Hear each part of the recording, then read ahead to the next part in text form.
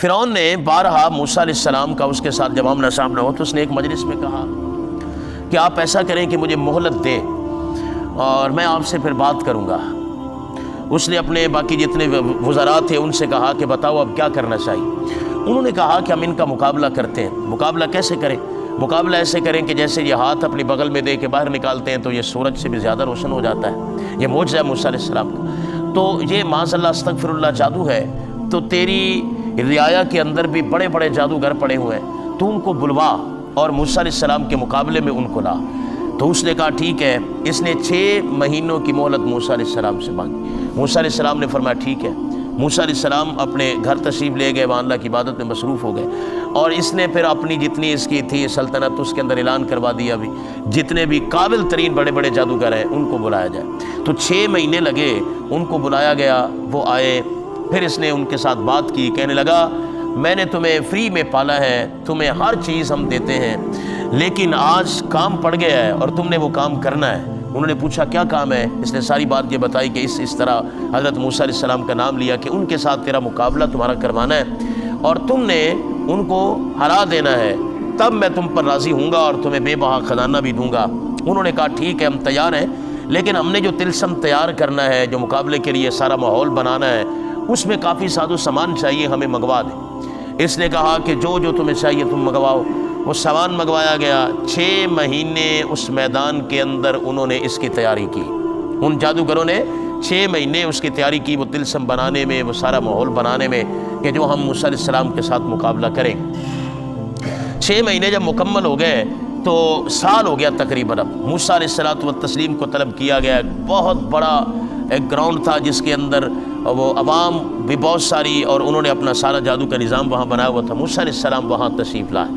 اللہ تعالیٰ کے جلیل القدر پیغمبر، اب دیکھیے اللہ تعالیٰ کیسے اپنی نبی کی مدد فرماتا ہے اور معاملات کس طرف جاتے ہیں۔ انہوں نے کہا موسیٰ علیہ السلام سے کہ آپ جو کچھ لے کے آئے ہیں آپ پہلے ڈالیں یا ہم ڈالیں؟ ابتدا آپ کریں گے یا ہم؟ تو موسیٰ علیہ السلام نے فرمایا کہ نہیں تم ابتدا کرو، کیسے کرنی؟ تو انہوں نے وہ جو رسیاں انہوں نے نیچے چھوڑی ہوئی تھی، سارا کچھ وہاں جال بنا ہوا تھا، وہ رسیاں سانپ بن گئیں اور بچھو، اور پورا کا پورا میدان جتنا گراؤنڈ تھا سب سانپ بچھو سے بھر گیا۔ انہوں نے کہا کہ اب آپ کریں، کیا کرنا ہے؟ حضرت موسیٰ علیہ الصلوۃ والتسلیم کو اللہ تعالیٰ کی طرف سے وحی آئی کہ آپ کے ہاتھ میں جو عصا ہے نا، آپ اس کو نیچے زمین پر چھوڑ دیں۔ حضرت موسیٰ علیہ السلام نے وہ عصا جو جنت سے کھونڈا آپ کا آیا تھا، وہ عصا میں نے آپ کو بتایا بھی تھا درس شریف میں کہ یہ آدم علیہ السلام کی طرف اترا تھا، اور آدم علیہ السلام سے چلتے چلتے حضرت شعیب علیہ السلام تک پہنچا۔ حضرت شعیب علیہ السلام سے وراثت میں یہ ملا حضرت موسیٰ علیہ السلام کو۔ تو موسیٰ علیہ السلام نے اس عصا کو نیچے جیسے ہی چھوڑا تو قرآن مجید یہ فرماتا ہے کہ وہ ایک بہت بڑا اژدہا بن گیا، اور اژدہا اتنا بڑا وہ بنا کہ اس نے دیکھتے ہی دیکھتے اتنے بڑے گراؤنڈ میں جو بھی سانپ وہ جو کچھ تھا سب کو نگل گیا، اور پھر وہ بھاگا اس کی طرف فرعون کے محل کی طرف، اور فرعون جو تھا وہ تخت چھوڑ کے بھاگ گیا، ڈر گیا۔ وہ اس کا اتنا بڑا جبڑا تھا اس اژدہا کا کہ تفسیر کے اندر ہے کہ فرعون کا محل اب ظاہر ہے وہ چھوٹا موٹا کو مکان تو نہیں نہ ہونا، فرعون دا محل سی مصر دے بادشاہ دا، تو وہ کتنا بڑا تھا۔ اس نے ایک جبڑا نیچے اس کی بنیادوں کو ڈالا اور دوسرا اس کے کنارے کو ڈالا، اتنا بڑا اس کا مور اس نے زمین سے اکھاڑ کے اس کو محل کو پھینک دیا اس کو، اور فرعون جو تھا وہ بھاگ گیا اور اس کے جو حواریی تھے وہ سب بھاگ گئے۔ اب وہ جو جادوگر تھے وہ کو 3 4 5 7 600 نہیں تھے، 4000 ان کی تعداد تھی جادوگروں کی، وہ جو وہاں کھڑے تھے میدان کے اندر۔ انہوں نے آپس میں یہ فیصلہ کیا، انہوں نے کہا کہ اب بات یہ ہے کہ ہمارا تو سارا جتنا بھی طلسم تھا وہ سارے کا سارا ایک آنے واحد میں غارت ہو گیا۔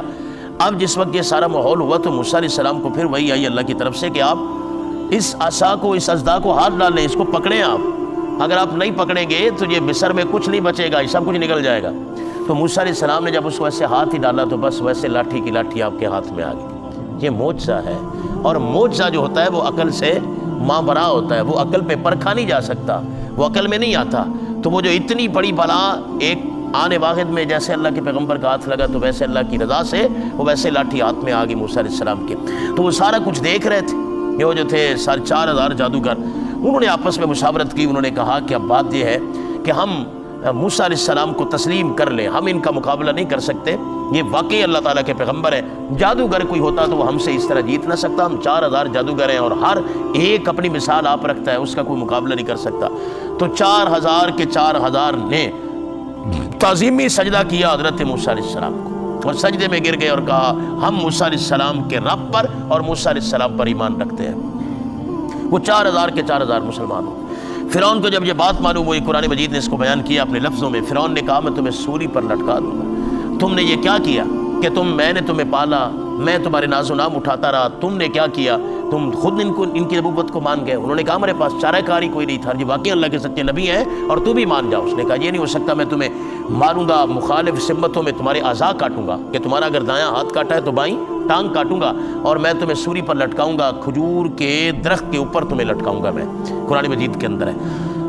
انہوں نے کہا اگر تو لٹکا دے ہمیں اس بات پر کوئی اعتراض نہیں، لیکن ہم ایمان لے آئے۔ فرعون نے کہا میں تمہیں اتنا کچھ دوں گا، معاذ اللہ موسیٰ علیہ السلام کا رب تمہیں کیا دے گا؟ انہوں نے کہا ہم جس رب پر ایمان لائیں وہ ہمیں کیا دے گا؟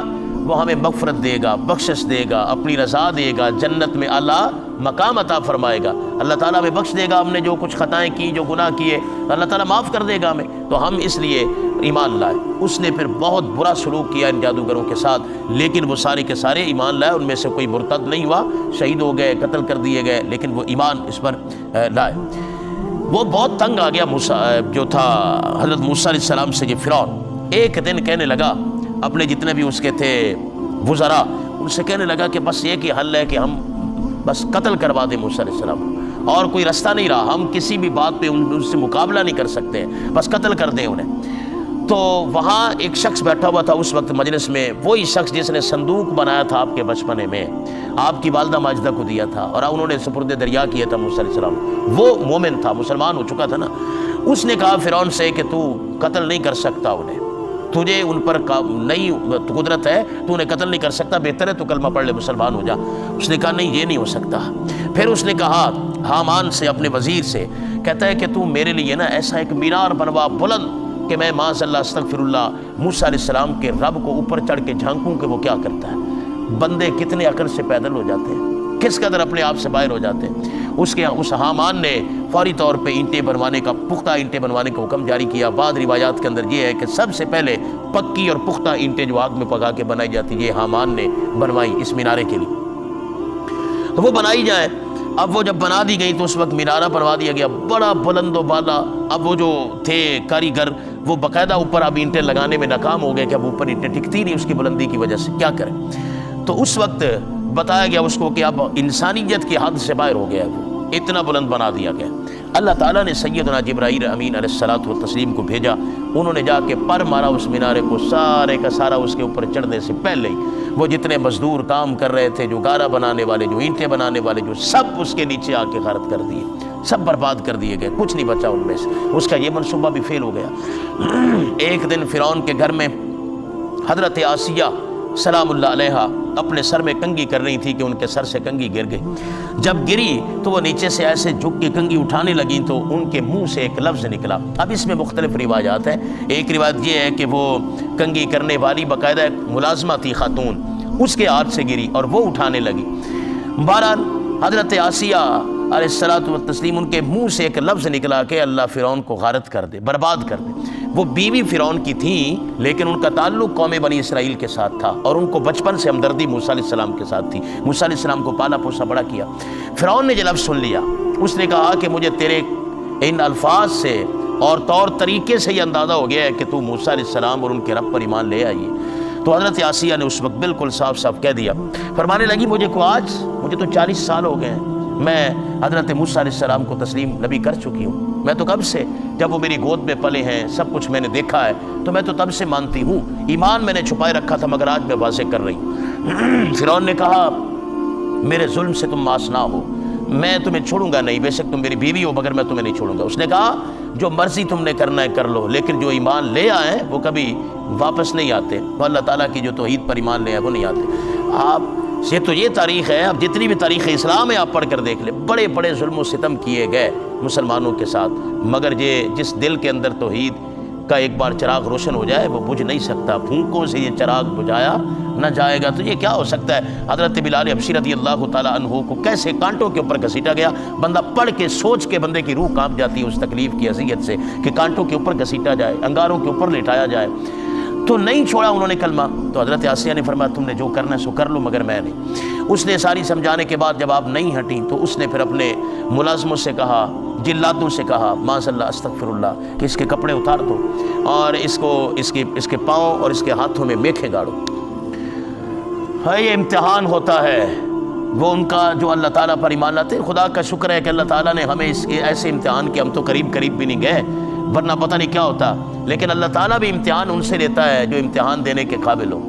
رب تعالیٰ جانتا ہے کہ یہ میرے بندے تو ایک تھوڑا سا بخار، سر کا درد، بچوں کی تکلیف کو اپنی اذیت برداشت نہیں کر سکتے، ان کے بس کی بات کہاں ہے۔ تو حضرت آسیہ کے ساتھ جب یہ معاملہ درپیش ہوا، ہاتھوں میں میکھیں گاڑی گئیں اور پاؤں میں میکھیں گاڑی گئیں، تو اذیت جب تکلیف انہیں ہوئی تو انہوں نے آسمان کی طرف ایسے نگاہ اٹھا کے دیکھ کر کہا مولا تو جانتا ہے کہ اس وقت یہاں میرا کوئی خیر خواہ نہیں ہے سوائے تیرے، میں نے تجھے مانا ہے، تیری توحید کو تسلیم کیا ہے، میں اور کچھ نہیں تجھ سے چاہتی، بس یہ ہے کہ یا اللہ تو مجھے اس فرعون کے شکنجے سے نجات عطا فرما۔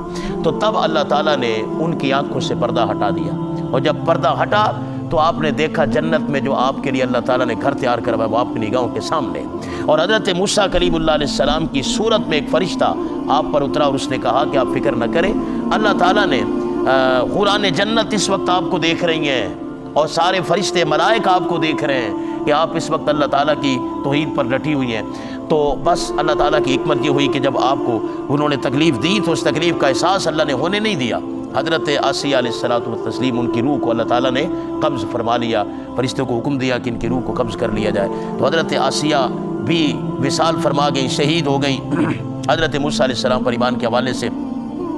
پھر اس کے بعد فرعون جو تھا وہ آپ کو قتل کرنے کے منصوبے پھر بنانے لگا کہ اور کوئی رستہ نہیں، میں کیا کروں؟ تو اس نے کہا کہ ان کو قتل کر دیا جائے۔ اس نے قبطی جو تھے اس کے فرعونی ان کو کہا کہ موسیٰ علیہ السلام کوئی ہم سے طاقتور تو نہیں ہے، ہم زیادہ طاقتور ہیں، فوج والے ہم ہیں، فورس والے ہم ہیں، طاقت ہمارے پاس، سلطنت ہمارے پاس، یہ کیسے ممکن ہے کہ وہ ہر معاملے میں ہم سے نکل جاتے ہیں؟ اب ہم یہ کرتے ہیں کہ ان کی قوم بنی اسرائیل کی جو بیٹیاں ہیں خواتین وہ زندہ چھوڑیں گے اور ان کے جوانوں کو، بچوں کو ہم قتل کریں گے۔ تو انہوں نے یہ کام شروع کر دیا۔ حضرت موسیٰ علیہ الصلوۃ والتسلیم کی قوم بنی اسرائیل نے موسیٰ علیہ السلام سے کہا کہ آپ کی وجہ سے ہم پر کتنی مصیبت آن پڑی ہے، آپ نہیں تھے ہم پھر بھی مشکل میں تھے، لیکن آپ کے واپس آنے سے تو ہم بہت زیادہ مشکل میں پڑ گئے، تو اب ہم کیا کریں؟ وہ تو ہمارے بچوں کو قتل کرتے ہیں، بیٹیوں کو زندہ چھوڑتے ہیں۔ موسیٰ علیہ السلام نے فرمایا فکر نہ کرو، اللہ تعالیٰ سے تم دعا مانگو، اللہ تعالیٰ تمہاری مدد فرمائے گا، وقت بہت قریب ہے۔ ہر ظلم کی کوئی نہ کوئی انتہا ہوتی ہے، ظلم جس وقت اپنے عروج کی طرف جاتا ہے تو پھر زوال اسے ضرور ہوتا ہے۔ آپ تاریخ پڑھ کر دیکھ لیں پوری انسانیت کی کہ جب بھی کسی چیز کا عروج ہوتا ہے تو اس چیز کو پھر زوال ضرور آتا ہے۔ تو موسیٰ علیہ السلام نے فرمایا وہ وقت آنے والا ہے کہ جب اللہ تعالیٰ تمہاری مدد فرمائے گا۔ تو وہ احباب جو تھے موسیٰ علیہ السلام کو جو قتل کرنے والے تھے، وہ جب فرعون کے دربار سے نکلے باہر، تو میں نے ایک درس میں آپ کو عرض کیا تھا، شاید آپ کے ذہن میں ہو کہ نہ، کہ فرعون کے محل کے باہر شیر بندھے ہوئے تھے، اس لیے بندھے ہوئے تھے کہ کوئی اس کے ارد گرد اس کے محل کے قریب نہ بھٹکے۔ بس وہ شیر جو تھے اللہ تعالیٰ کی حکمت سے وہ کھل گئے، جب وہ کھلے تو ان کے پیچھے ہی پڑ گئے جو موسیٰ علیہ السلام کو قتل کرنے کے لیے جا رہے تھے۔ اللہ تعالیٰ اپنے بندوں کی مدد فرماتا ہے۔ جس وقت اللہ تعالیٰ کی ایک فورس ہے، ایک فوج ہے اللہ تعالیٰ کی، اللہ تعالیٰ اس کا تحفظ پھر فرماتا ہے نا۔ انبیاء اللہ تعالیٰ کی فوج ہیں جو اللہ تعالیٰ کا پیغام اس کی قوم تک پہنچاتے ہیں، پھر ان کا تحفظ بھی میرا رب بھی فرماتا ہے۔ اور وہ جو نکلنے والے تھے ان سب کو چیر پھاڑ دیا ان شیروں نے، اور فرعون کو جا کر یہ ساری بات بتائی گئی کہ وہ شیر جو تو نے اپنے تحفظ کے لیے رکھے تھے وہ تو الٹا پڑ گئے، اور وہ تیرے جتنے بھی لوگ تھے ان سب کو انہوں نے چیر پھاڑ دیا ہے۔ سو جتنے بھی مقابلے فرعون نے کیے موسیٰ علیہ السلام سے، کسی معاملے میں بھی اسے برتری نہیں آئی۔ وہ دلائل کی صورت میں تھے، وہ طاقت کی صورت میں تھے، وہ جس صورت میں بھی تھے، ہر صورت میں موسیٰ کلیم اللہ علیہ الصلوۃ والتسلیم اللہ تعالیٰ کی مدد سے اس کے اوپر فائق رہے، اس کے اوپر قابض رہے۔